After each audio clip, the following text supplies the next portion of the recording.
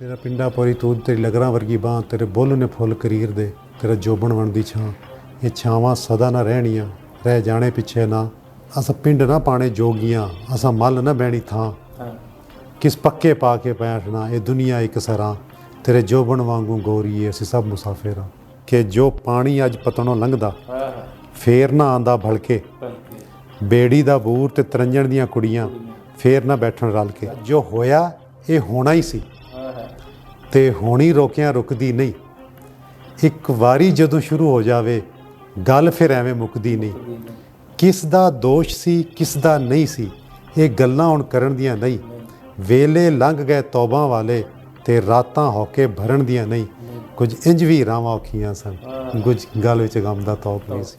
अस्सलाम वालेकुम दोस्तों, आपका होस्ट खालिद चिश्ती और आज हम मौजूद हैं पाकिस्तान का एक बहुत बड़ा नाम, बहुत अच्छा इंसान, बहुत ही मैं कहता हूँ नफीस किस्म के इंसान हैं और बहुत बड़े ऑफिसर हैं और बहुत सादा तबीयत के हैं।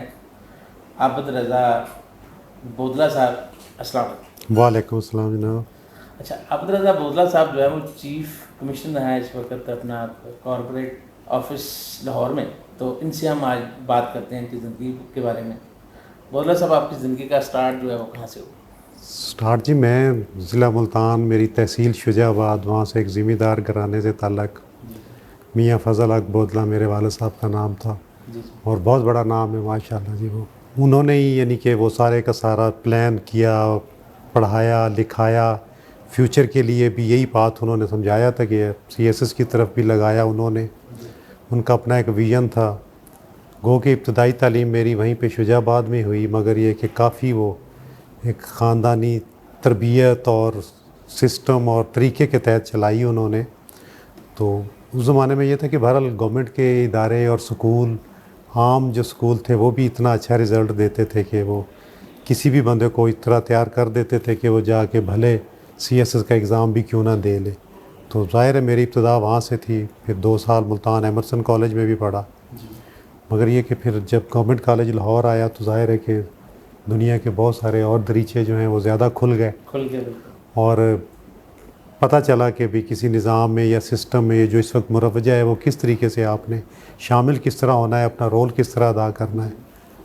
तो कुछ अर्सा पंजाब यूनिवर्सिटी भी गया, मगर वहाँ पे खुद थोड़ा अर्सा ही गुजरा तो उसके बाद फिर Quaid-e-Azam university international relations department में चला गया। तो मास्टर डिग्री मेरी जो है वो इंटरनेशनल रिलेशंस में है। कुछ अर्सा ज़िम्मेदारा भी करवाता रहा, फिर CSS का एग्ज़ाम दिया। तो इनकम टैक्स का महकमा जो कि आजकल IRS कहलवाता है उसमें मैं आ गया हूँ। तो 94 से लेके ऑनवर्ड 93 का बैच था मेरा, ये CSS का 21st कॉमन है मेरा। और असिस्टेंट कमिश्नर से लेके तो ये 30-32 साल का जो स्पैन है ये बस इसी तरह गुजर गया, इसी तरह का गुजर है। क्या लगता है आपको जो आपका ज़िम्मेदारी वाली फील्ड थी, या आपने यानी कि जितनी पुश्ती एक रईस हैं, ज़मींदार हैं, और ये जो गवर्नमेंट सेक्टर है, दोनों में क्या डिफरेंट है? देखिए, ये सारे का सारा निज़ाम या सिस्टम या जो तरीका है वो तो जहाँ से हमने इनहेरिट किया है, जहाँ से हमें विरासत में मिला है, उसमें ये सारे जो पिलर थे उस वक्त जो भी स्टेट के थे, उसमें ज़ाहिर है कि जो ज़िम्मेदार थे या जो एक रूरल बैकग्राउंड या जो सिस्टम था वो भी एक सिविल सर्विस के साथ, रेवेन्यू के साथ, पुलिस के साथ और नंबरदारी, ज़ैलदारी और उस सिस्टम के तहत एक चला हुआ था। तो उसमें ये था कि सिविल सर्विस जो थी वो तो ज़ाहिर है कि जी पार्ट एंड पार्सल इस सिस्टम का हिस्सा रही है, तो बहुत अच्छी तरह इसे जानते भी थे। और बल्कि शायद बुज़ुर्गों ने तो इसको बहुत ही ज़्यादा कोई सख्त शक्ल फॉर्म में भी देखा हुआ था, मगर ये था कि पाकिस्तान बनने के बाद वक्त के साथ साथ बहुत सारी चेंजेस भी आई, क्योंकि दुनिया में भी चेंजेस आती रही हैं और सारी की सारी सिविल सर्विस में भी जो बिल्कुल एक सब कॉन्टिनेंट का जो निज़ाम था या जो अंग्रेज़ का था या सिस्टम था उस तरीके से वो नहीं चली, कुछ ना कुछ चीज़ें नई चेंजेस आई हैं। तो ज़ाहिर है उसके तहत ऐसा ऐसा ये शेप होती गई और अपना रोल जो है वो अदा करते गए।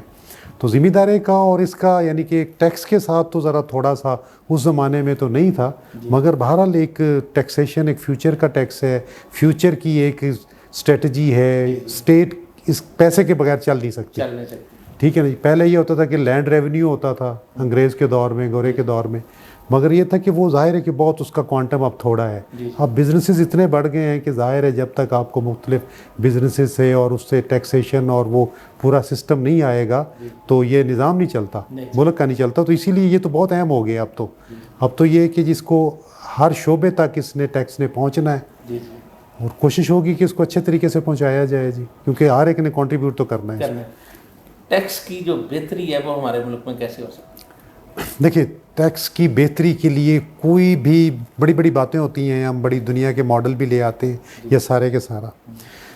टैक्स की बेहतरी सिंपल ये होती है कि जो जितना कमाता है आपने उससे उतना ही लेना है, क्योंकि आपकी जो दौलत है वो बहुत थोड़े हाथों में है और आपकी जो पैसे वाली क्लास है वो छोटी है। तो जाहिर है कि जी आपने स्टार्ट उधर से ही लेना है और उनको ही ज़्यादा कंट्रीब्यूट करना चाहिए और उनसे किस तरीके से उनकी दौलत के मुताबिक टैक्स लेना चाहिए। ये चीज़ जिस दिन हमने इसको प्रॉपर इम्प्लीमेंट कर ली तो उस दिन जो है ये हमारे पाकिस्तान के तो मसाइल हल हो जाएंगे। कहा जाता है कि जी आप टैक्स नेट बढ़ाएं, बेस बढ़ाएं, तो ज़ाहिर है उस बेस में से बहुत सारे तो हमारे ख़त गुर्बत से नीचे वाली कौम बहुत ज़्यादा है जी। उधर तो देखना भी जी गुनाह है, बल्कि उनकी तो मदद करनी है और उन्हीं की खातिर ये सारा कुछ होता है। स्टेट की एक जिम्मेवारी भी यही होती है कि जी आपने अमीरों से लेके और एक सिस्टम के तहत लेके आपने बाकी पब्लिक की वेलफेयर के लिए काम करने हैं, इस्तेमाल करने हैं। तो टैक्स तो जाहिर है कि जी लेने का सबसे आसान तरीका यही है कि जी आप अगर किस चीज़ जितनी हैसियत है उसके मुताबिक उससे आप डिमांड करेंगे तो वो शायद बड़ी आसानी से दे देगा। जिसकी कैपेसिटी नहीं होगी, आप जब उसको फिर ज़्यादा तंग करेंगे तो जाहिर है कि मसाइल आते हैं फिर उस वक्त। और जो जगह पे आप चीफ कमिश्नर हैं, दूसरी जगह पे आप जब घर जाते हैं उस वक्त सारे आप घर के फ़र्द होते हैं, तो कभी ऐसा हुआ है कि घर जाके भी एक अफसर जो है वो जाकर? नहीं, मेरी तो यहाँ दफ्तर में भी अफसर नहीं हूँ मैं तो। घर में तो मैंने क्या अफसर होना है जी। मैं सीधी बात है, जो मेरा रोल है, ये जो मेरा ये लिबास है, ये जो कपड़े हैं, ये चीज़ें हैं, जैसे ही वहाँ जाऊँगा मैं वहाँ जाके उतर जाएंगे जी मेरा माहौल, मेरा कल्चर, मैं उसमें अपने आप को अडॉप्ट करता हूँ। ज़ाहिर है चूँकि ज़रा मैंने बताया कि मैं सन ऑफ सॉइल हूँ, ज़िम्मेदारों का बच्चा हूँ, तो मैं जब वहाँ जाता हूँ तो वहाँ पे तो ये चीज़ वो तो नहीं करते। बहरहाल एगैलिटेरियन ऑर्डर वहाँ पे किसी न किसी हद तक फैमिली में, बिरादरी में, आस-पास चलता है और अपनाइयत भी होती है कि जी अपना बच्चा है, अपना है, अब तो ये हमारा है, ये फलां है। बच्चे से शुरू हो के अब बूढ़ा हो गया हूँ तो जाहिर है कि इस हद तक उन्होंने वो सारे की सारी उसी तरह अपनाइयत है। तो रोल उनको ये उस तरह का मेरा नज़र नहीं आता, यानी कोई। और ये ख़ास तौर पे आजकल तो वो ब्यूरोक्रेसी वाला वो पुराना कॉन्सेप्ट भी नहीं है और टैक्सेशन में तो वो चीज़ नहीं है। शायद आपको कुछ और महकमों में या किसी डिपार्टमेंट में ये चीज़ नज़र आ जाती हो, मगर टैक्स में उस तरह नहीं है ये। अब देखो ना, टैक्स के हवाले से काफ़ी यानी कि इम्प्लीमेंट हो भी रहा है। अब जो ओपन लोग मार्केट से पैसा कमा रहे होते हैं, जो कैश की शक्ल में होता है, बैंकों में तो जो पैसा है उसकी वैल्यू का पता लग गया, प्रॉपर्टी उसकी वैल्यू का पता लग गया। एक समझ लें कि एक डॉक्टर है या कोई डिपार्टमेंटल स्टोर है जिसकी सिर्फ कोई आउटपुट का पता ही नहीं है, जिनके पास शाम को डेली कैश की अच्छी कलेक्शन होती है, उस हवाले से टैक्स डिपार्टमेंट जो है वो क्या करता है? में हमारी चीची साहब ये है कि जी जो इकॉनमी है ना डॉक्यूमेंटेड नहीं है जी, और सारी चीज़ें जो हैं, और एजुकेशन भी सीधी बात है, मैं एडमिट करता हूँ कि उतनी नहीं है कि जी हर बंदा जो है अपने हिसाब किताब को या उस तरह का रोज़मर्रा की जो भी ज़रूरियात या चीज़ें या लेन देन होता है तो कैश में हमारा अब बिलीफ ज़्यादा है। जी। तो अब गवर्नमेंट की भी पॉलिसी यही है कि जी इसको किसी तरीके से डॉक्यूमेंट किया जाए और सिस्टम को भी डिजिटाइज़ किया जाए। तो जब ये सारी चीज़ें हो जाएंगी, वक्त लगेगा, तो फिर ये छुपाना भी मुश्किल हो जाएगा और इससे टैक्स लेना हमारे लिए और आसान हो जाएगा कि जिसका जितना हिस्सा बनता है वो डाले फिर उसमें। तो ये टाइम लगेगा। ज़ाहिर है कि जी हमारी अभी तक वो रिसोर्सेज, एजुकेशन और कल्चर भी हमारा वो नहीं है कि जी हम जेब में पैसे हो ना तो वो फिर कौम ज़्यादा सेफ फील करती है।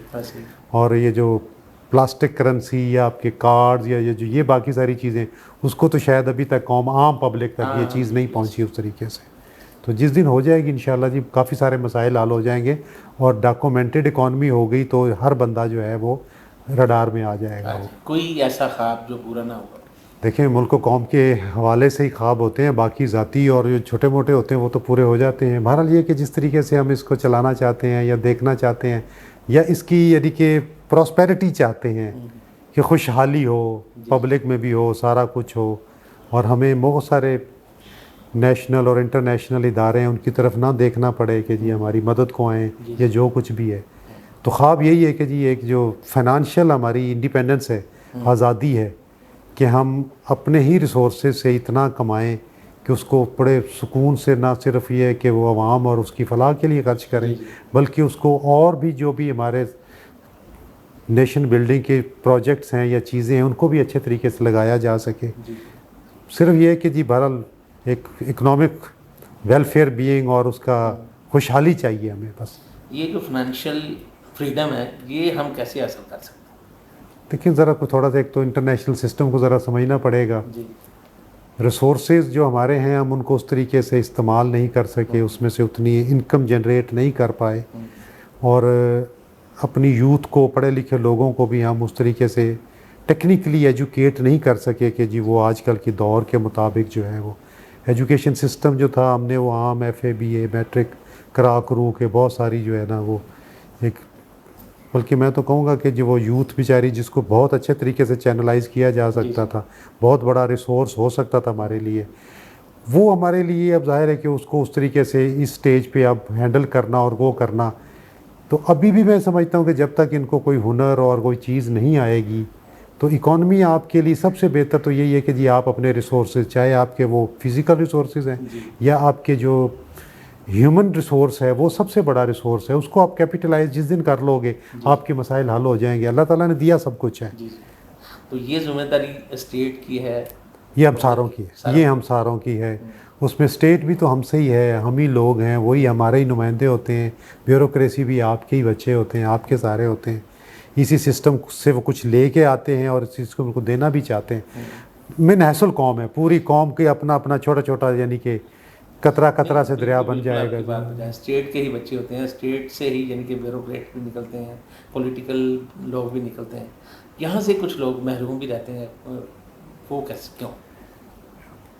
देखिए मैं वही कह रहा हूँ कि जब हमने अपने कुछ सिस्टम जिस तरह डिज़ाइन किए थे, शायद उस तरीके से हम उसको डिज़ाइन नहीं कर पा रहे कि हम मैक्सिमम अपनी उसकी यूटिलिटी ले सकें या उससे बेनिफिट ले सकें किसी भी रिसोर्स से।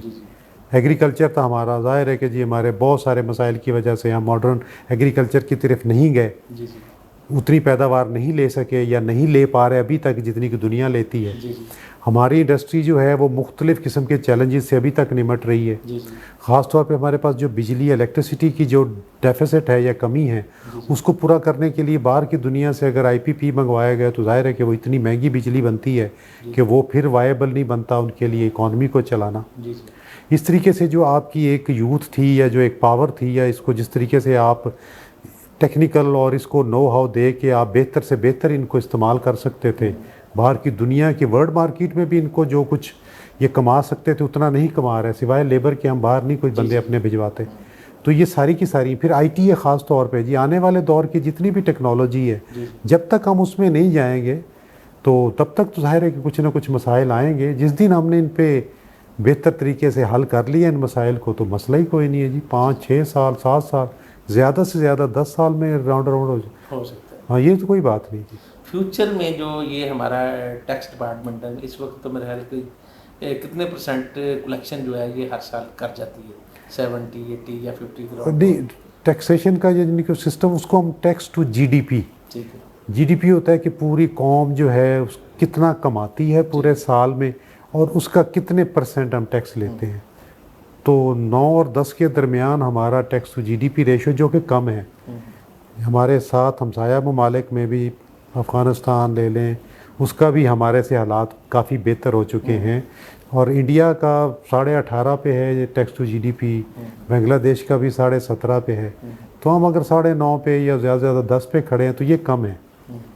हमें इसको बढ़ाना चाहिए। जिस दिन ये हमने बढ़ा लिया तो ये गैप भी पूरा हो जाएगा इंशाल्लाह। उस वक्त हमारी जो पाकिस्तान की पब्लिक है वो कितने % लोग हैं जो टैक्स दे रहे हैं और कितने % है जो नहीं दे रहे? देखिए आपके अगर टैक्स में फिर ज़रा उसमें यह कि एक 5 से 6 50 लाख बंदा टैक्स दे रहा होगा जी, 60 लाख दे रहा होगा मुझे। फिर उसमें ये होता है कि जी उसका क्वांटम डिफरेंट है ना जी, जितना देना चाहिए उतना तो नहीं दे पा रहा है मुझे ना जी, या जिनको और को भी इसमें हिस्सा देना चाहिए वो भी नहीं दे पा रहा, मुख्तलिफ तरीक़ों से निकले हुए हैं। तो ज़ाहिर है कि उसी को टैप करने के लिए ये सारी एफर्ट्स जो भी होती हैं वो वही होती हैं। यानी कि अगर प्रॉपर हमारी पब्लिक टैक्स अदा करे तो हमारा मुल्क जो है वो बेहतरी की तरफ जा सकता कोई नहीं, छोटा सा मुल्क है, है।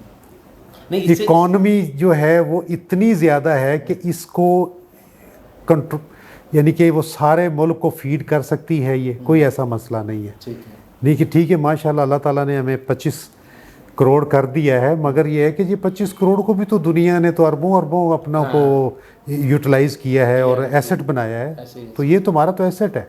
मैं तो इस पॉपुलेशन से भी नहीं घबराता हूँ, मैं कहता हूँ ठीक है कि ये जो आपका ख़ास तौर पे ये जो आने वाली कौम है या जो नस्ल है या जो है, इसको जितना आप बेहतर से बेहतर ट्रेन कर देंगे, एजुकेट कर देंगे, बेहतर माहौल दे देंगे, ये उतना आपको ये मेरेकल करेगी। ये जी जी इकॉनमी भी कर सकती है। आपका बिजनेसमैन जो है वो बहुत दुनिया में समझदार और मेहनती है। जी जी ताजर कम्युनिटी आपकी जो है वो बहुत मेहनती कौम है। बहरहाल ये है कि कोई ऐसा मसला नहीं है।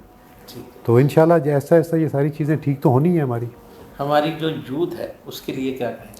यूथ के लिए यही है कि सीधी सी बात है कि जी ये दुनिया जिस तरह कंपटीशन में पड़ी हुई है, तो आजकल है तो इकोनॉमिक कंपटीशन है, उसके लिए वो क्या बेहतर से बेहतर एजुकेशन ले सकते हैं, किस तरह वो अपना कंट्रीब्यूट कर सकते हैं, वही करें। और आने वाला दौर जो है, जिस तरह आईटी का दौर है या जो आर्टिफिशियल इंटेलिजेंस का है या जो कुछ भी है, उसको उसमें जाना है, और मगर ये कि पॉजिटिव तरीके से जाना है। पॉजिटिव तरीके से जाना, हाँ, बल्कि ये आप कह सकते हैं कि एक इंसान को कामयाब बनने के लिए उसके पास सोर्स हैं या नहीं है, उसको कामयाबी तक पहुंचने के लिए क्या करना चाहिए?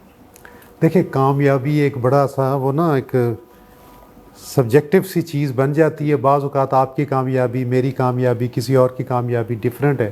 जी जी तो कामयाबी बहरहाल जिसने जो भी अपना टारगेट सेट किया हुआ है उसके लिए, तो सबसे ज़्यादा बहरहाल मैं तो ये कहता हूँ कि जो आपकी मुआशी वेल बीइंग है ना, इकोनॉमिक वेल बीइंग या मुआशी खुशहाली है, उससे बहुत सारे मसाइल आपके हल होंगे। जी जी और ज़ाहिर है कि जी वो जब तक मॉडर्न जो एजुकेशन है आप उसमें नहीं जाओगे, जी जी आप अपने हेल्थ के प्रॉब्लम भी फिर ही हल कर सकोगे।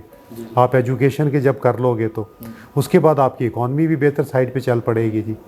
कौम को तैयार आपको तालीम और तरबियत उसकी बहुत बेहतर करनी पड़ेगी। बेहतर करने के लिए। बस ये दोनों चीज़ें, तालीम भी अच्छी दें उनको और आज के दौर के मुताबिक दें। ठीक है, यानी कि वो पुराने दौर वाला ज़रा, मैं उस चीज़ का कायल नहीं हूँ कि उससे मसाइल हल नहीं होने हमारे। मौसीकी में आप किसको सुनते हैं?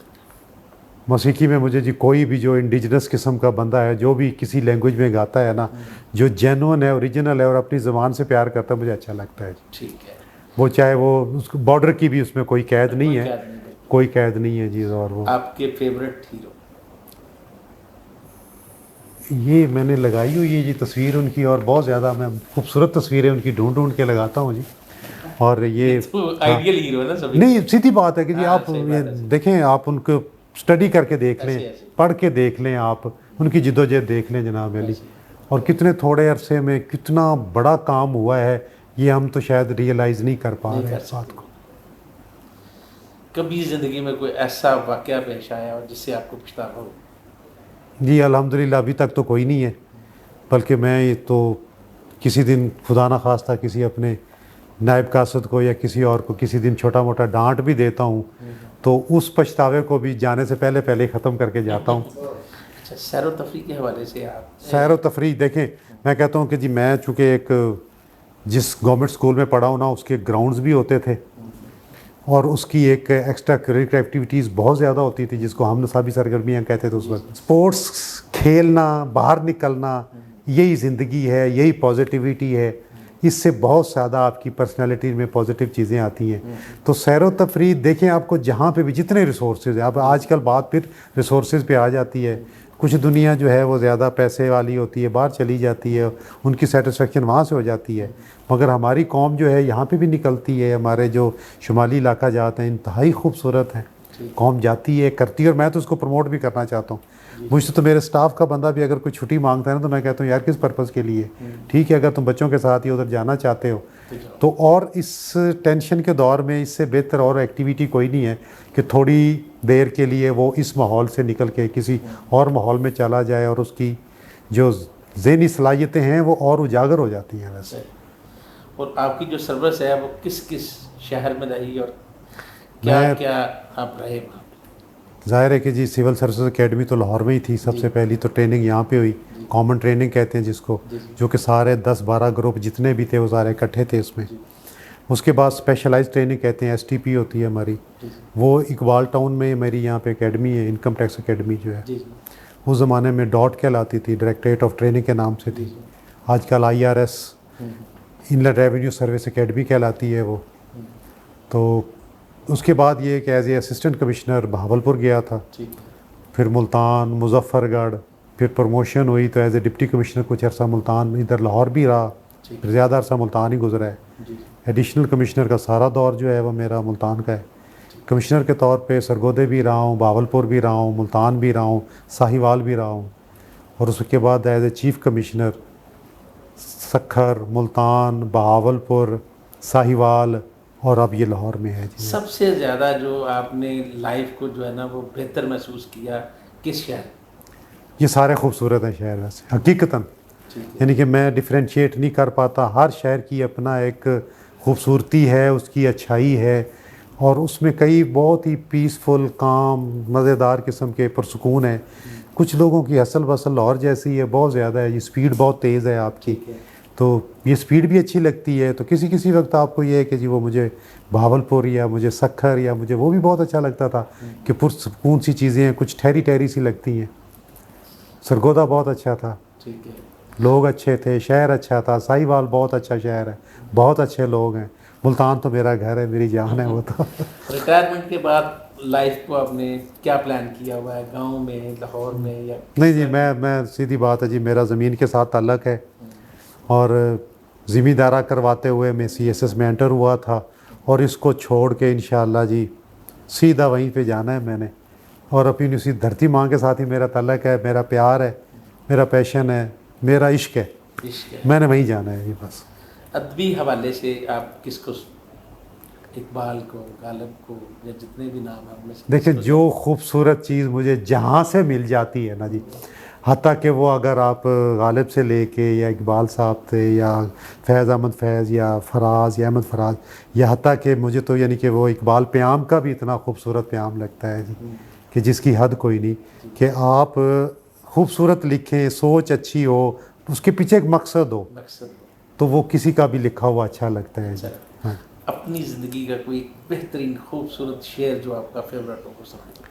मुनीर न्याजी साहब का जिस तरह बहुत खूबसूरत, आम तौर पे दुनिया बहुत सुनाती है ना जी, कि जंज भी रामा औखियाँ सन, मगर चूँकि मैं वो जब CSS कर रहा था तो पूरा पढ़ा था और पूरे याद है, और उसका उन्वान भी था होनी दे हिले, हाँ, और वो फरमाते थे, उन्होंने लिखा था, जो होया ये होना ही सी, हाँ, ते होनी रोकिया रुकदी नहीं, एक वारी जदों शुरू हो जावे गल फिर एवें मुकदी नहीं, कभी नहीं, किस दा दोष सी किस दा नहीं सी, ये गल्लां हुण करन दियां नहीं, वेले लंघ गए तौबा वाले ते रातां होके भरण दियां नहीं, कुछ इंज भी रावां औखियां सन, कुछ गल विच गम दा तौक नहीं सी।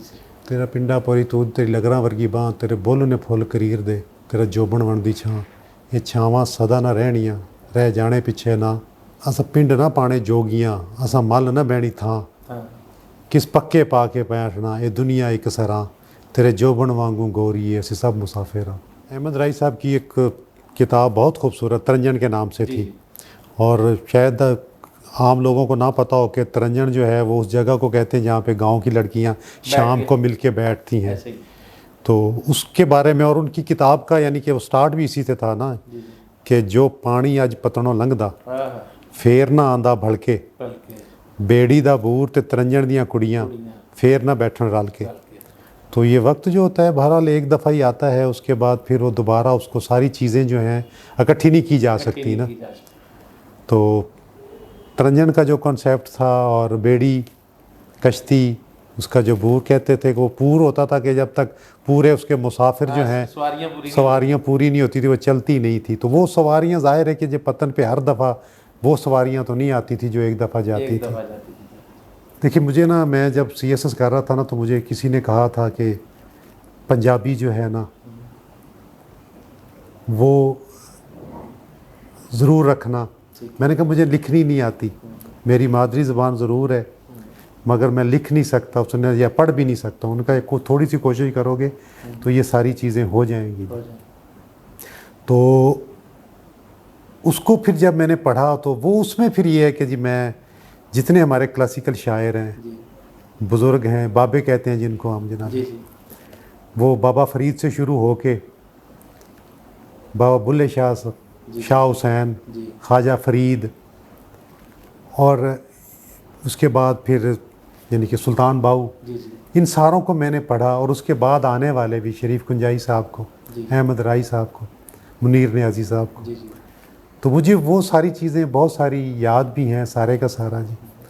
और मुनीर नियाज़ी साहब का एक बहुत ही खूबसूरत छोटा सा था, यानी कि जी, जी। क्योंकि मेरा देहात से तल्लक है, जी जी तो वो शहर के बारे में कहते थे, वो छोटे सा था कि शहर दे मकान, यानी कि उसका उन्वान था शहर दे मकान। जी जी और सिर्फ 2 लाइनों में था कि अपने ही डर तू जुड़े हुए ने हाँ एक दूजे दे नाल नाल शहर दे मकान। शायद यानी कि ठीक है ना जी, वो यानी कि उनका जुड़ना जो है वो डर खौफ ये चीज़ें जो थी, बहुत खूबसूरत था उसका। बहुत छोटी सी एक उन्होंने एक बात कर दी और कितनी मज़ेदार थी वो ये था।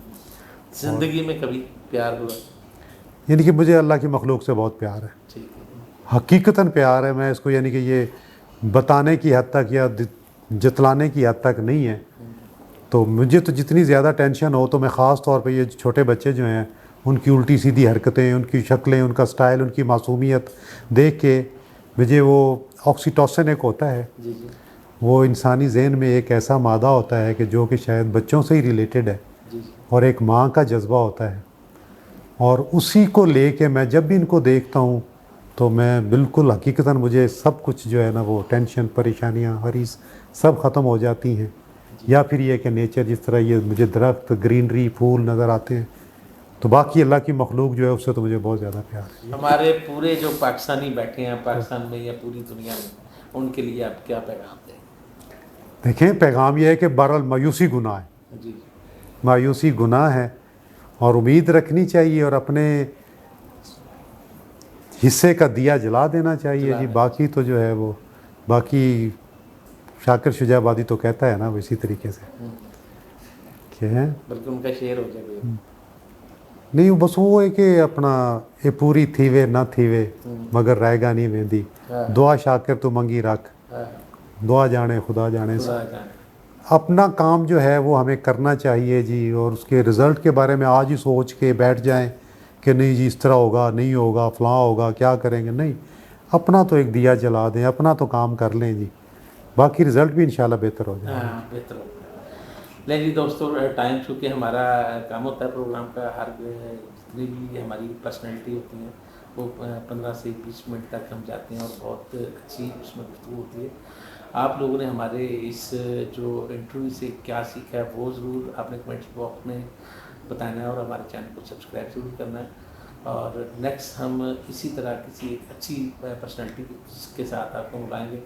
तब तक के लिए हमें इजाज़त दीजिए। अल्लाह हाफ़िज़।